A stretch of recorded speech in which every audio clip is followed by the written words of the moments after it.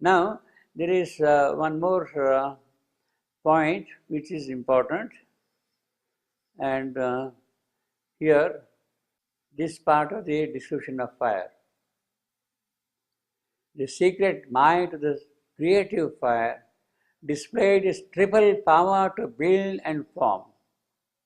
Its infinitesimal waves pass weaving dance, its nebulous units grounding shape and form, shape and mass, magic foundation and pattern of a world, its radiance bursting into the light of stars. Now he speaks here of triple power to build and form. Triple power.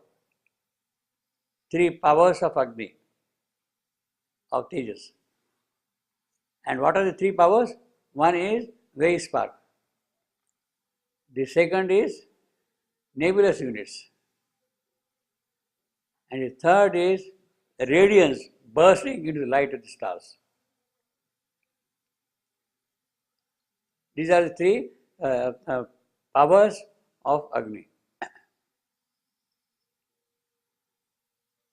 Now, apart from this one, the names which Shivandu has given to the triple fire elsewhere are, first is Saura Agni, second is Vidyuta Agni, and the third is Jala Agni. Three forms: Saura Agni, Vidyuta Agni, and Jala Agni. Pardon me? So, yeah, and now I will come to that. Yeah. Saura, Vidyuta, and Jala. Saura means solar fire. Solar. Vidyuta, lightning. Lightning. And Jala is heavy, solid. These are the three status of Agni. Saura Agni, the solar fire, and then lightning, Vidyuta fire. Each is a character by itself. Saura Agni, in the nuclear physics, you have got the whole thing as Saura Agni. The fire which burns in the sun is a nuclear fire. The fusion reaction which is going on, that is the Saura Agni. The fusion reaction which goes on in the stars, that is the Saura Agni. Fusion of lighter elements coming together and becoming heavier elements. Hydrogen getting converted into helium. That is constantly what is going on in the sun. There is hydrogen, and when they have 4 hydrogen atoms combined together, they form a helium nucleus, you see. And in that process, the excess mass which are there with the 4 hydrogen atoms, that goes in the form of energy. That is the fusion reaction which takes place. So that he calls it as Saura Agni. And Vidyut, the lightning, that is what happens in the atom, not in the nucleus, but in the atom. When the electron jumps from one orbit to the other, the light which is flashing out, that is the Vidyuta. The transition which takes place, that's the Vidyuta. And Jala is the gross fire. So here, basically, the secret might of the creative fire, that is important. It is constantly creating here. Triple power to build and form, that is what's constantly building here. And waves pass, one aspect, shape and mass, another aspect, and bursting into the light of the stars is the third aspect of the fire. So in a very quickly, he has described the 3 states of Agni here in that process. Now this the description of the 3 states of Agni, Saura, Vidyut and Jalagni, Shivandu has given in one of his conversations before he withdrew from outer context on 24th November 1926. He used to meet the disciples who were there around with him. And at that time, Pavitra, he used to ask questions to Sri Aurobindo about certain scientific matters, about science. And there he describes these three states of Agni: Saura, Vidyuta, and Jalagni to Pavitra. And fortunately, Pavitra has recorded the whole conversation, and it is there with us. We see that we see. He has recorded the whole conversation. Yeah. Huh? It was around 1924 or so. What is it? Actually, in my book, that whole thing is given also. Nara's arrival at Madura. What we are having here, those few lines here, there are 5 chapters in that book describing the transition of the material, the physical transition, creation by the Sankhya process. You see, the whole process. There, the whole conversation is there. So there are on this sentence there are 5 chapters in this book. So you can read them. A talk with Sri Aurobindo, page 96. Yeah, here. Pavitra. He has given all that thing to Pavitra. You see, he had asked this question, and he has luckily recorded. In fact, I have given here. This is the record of a talk Pavitra had with Sri Aurobindo. The record in writing. Huh? In writing. In writing. He has written down. He has written down. No. I mean, Sri Aurobindo was explaining it. Later on, he went to his room and he wrote it down. We don't know whether Sri Aurobindo has seen what he had written. That we can't see. But it is there here. This is the record of a talk Pavitra had with Sri Aurobindo. Pavitra was a French disciple of the master who had his education, etc., in Paris. The talk is dated 8th May 1926. 26, 19, yeah, sorry, 8, over mind, before the Siddhi, a few months before that, you see. Then, of course, all the contests also, 8 May, given before the complete retirement of Sri Aurobindo, etc. It first appeared, etc. So, this is the talk here, and verbatim, whatever he has reported is completely produced here. And there, Sri Aurobindo mentions, while talking of the Sankhya philosophy, what we are doing here, he says that science, physics, has come to the stage of Agni. He has come to the stage of Agni. All the discoveries of science has come to the stage of Agni. And it is entering into the region of Vayu. He says it is entering into the region of Vayu. Yeah, from below. Science advanced to the stage of Agni, it is entering into the region of Vayu. Now, Vayu is the principle of interaction of object with object. One object is here, how do they interact, etc. Vayu is the thing which gives rise to interaction between objects. And when you see the laws of physics today, these pursuits of physics, bosons, particles, etc., we are talking about that, they are the intermediaries between the physical objects. And therefore, really, we are in the world of Vayu now, from that point of view. We are, I mean, what Sri Aurobindo said in 19... Huh? With the quantum physics. Quantum physics, latest quantum discoveries are in that direction, you see. Quantum electrodynamics, they are in that direction, you see.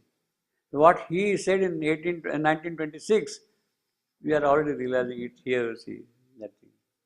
And he says that beyond that, of course, is the world of Akash, ether. Physics has to go even beyond that, Akash. That is, of course, the futuristic.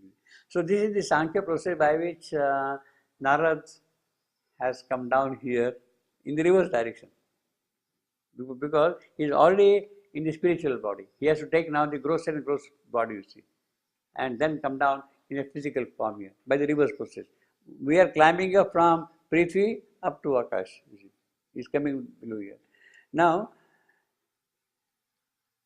here is a description, but how exactly it is done, of that, there is no recipe. There is no record. There is no textbook available that we can follow and do those things, accomplish those things, you see. That is not there. That textbook is not there. If that textbook were there, then perhaps the process of physical transformation which the mother was doing all along would have quickened, you see. But she has to work out the textbook. She has to work out the textbook. The physical transformation, that thing is not available, you see that way. This much is only known that this is the condition in which we live here. And how this will happen separately, that we don't know. Now, when Narad is therefore coming down here, he is coming in this manner. Mother says, as I said earlier also, this process of materialization of the spiritual being is a very painful process, very difficult and painful process.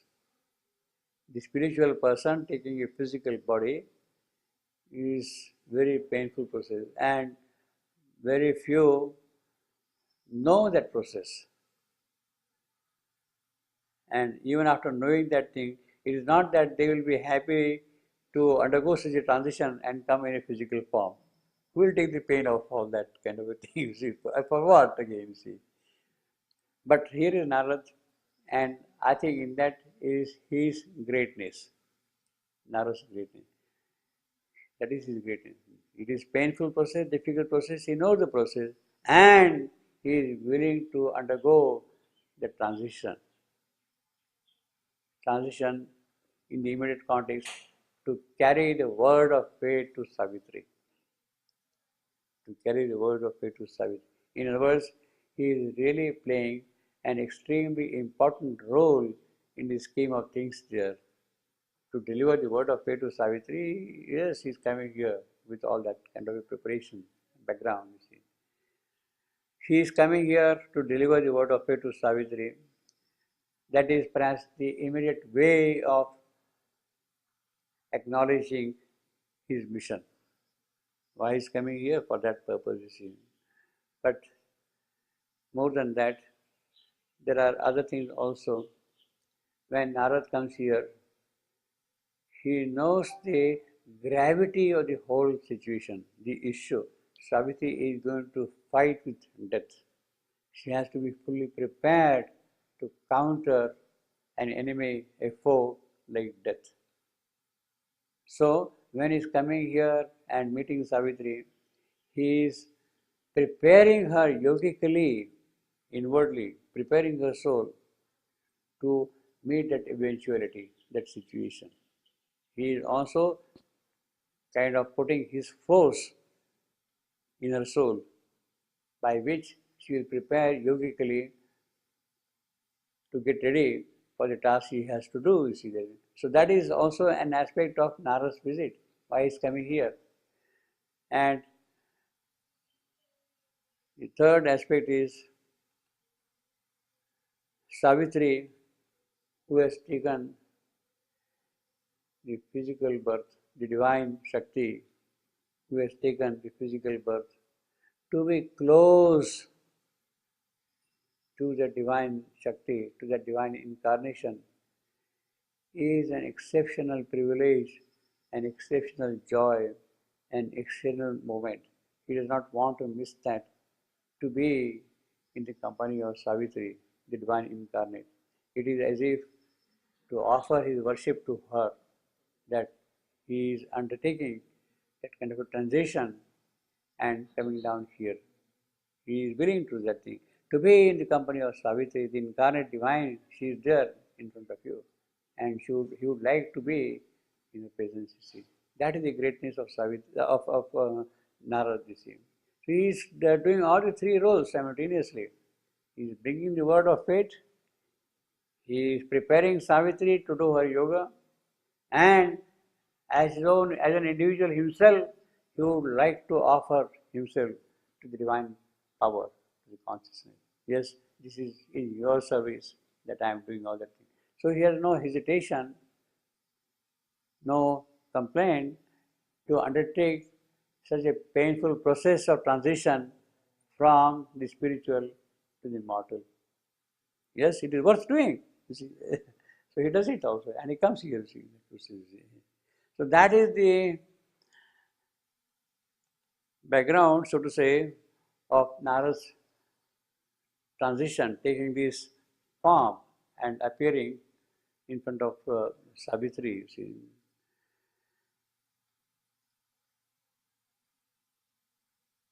In fact, he is doing a very great thing. And the whole thing is so perfectly done, so well timed that Savitri is about to arrive to the palace. She has not yet come to the palace.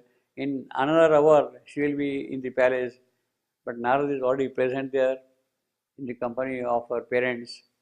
And then comes Savitri. So he has timed his whole visit in such a way that he is there exactly 1 hour before the arrival of Savitri. There you see. So all that thing are the dynamics of the spiritual life, and he is the master of that. He organized everything. He has timed how long it will take, etc., whatever it be. See, and he comes here that way.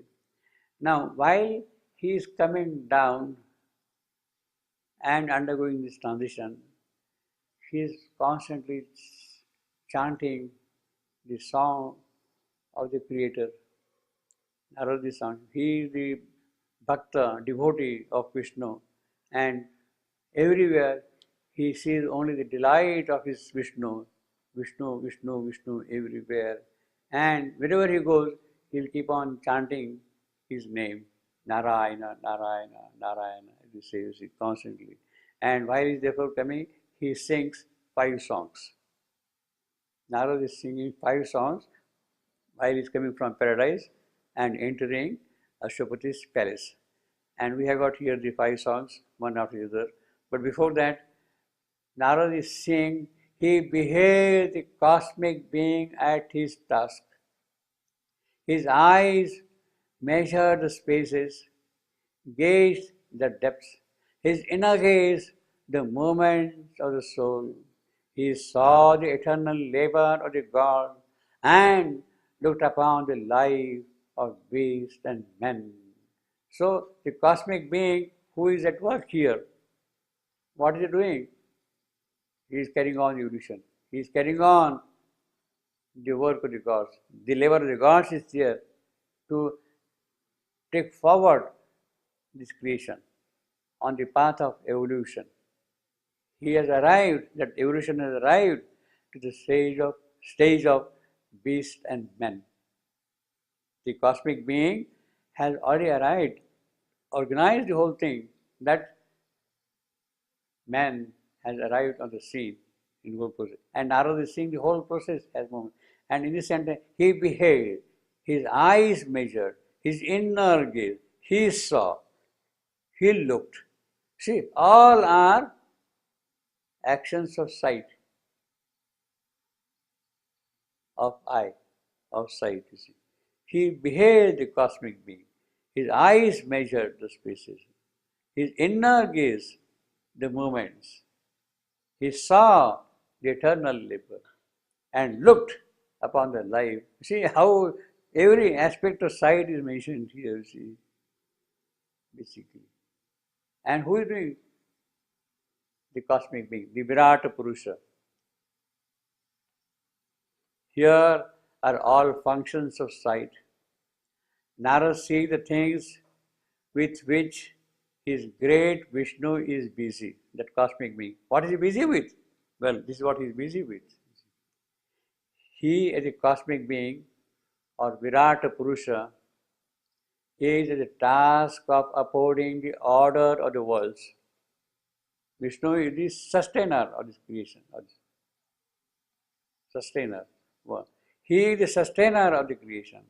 Gods or powers of light. What are gods? They are the powers of light, devas, are constantly at work to help and promote the evolving soul of man. That is the function. In opposition to the function of asuras and hostile forces, to pull them back away from the divine. The gods are always helping the soul of man to reach the divine. If the spirit has taken the plunge into the inconscience, these powers aid his upward ascent. These powers means these gods. They help him, support him. In the entire process, the soul is a well-designed nodus, and time and space are the fields of its vast operation. Of man evolving. He is the nodus. That is the focal point. It is from that development. And all that happens in space and time, in the cosmic dimensions, you see, space and time. Not the transcendental, but the universal and the individual aspects have a specific connotation as far as Nara's present visit is concerned. He is not concerned what happens in paradise. He is concerned what is going to happen in this creation here, in space and time. His observations have implications connected with that, with what is going to happen here in this creation.